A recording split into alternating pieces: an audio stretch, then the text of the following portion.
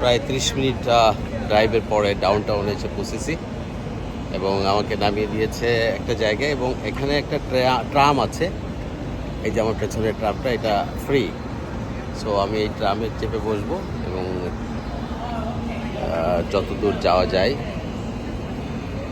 যাইতে থাকবো।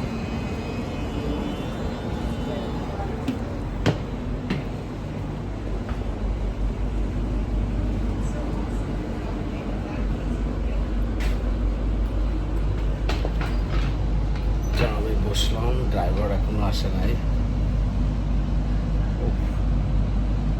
It's very nice, ভিতরে দারুণ পরিবেশ, যদিও ট্রামটা হয়তো অনেক পুরাতন আমলের।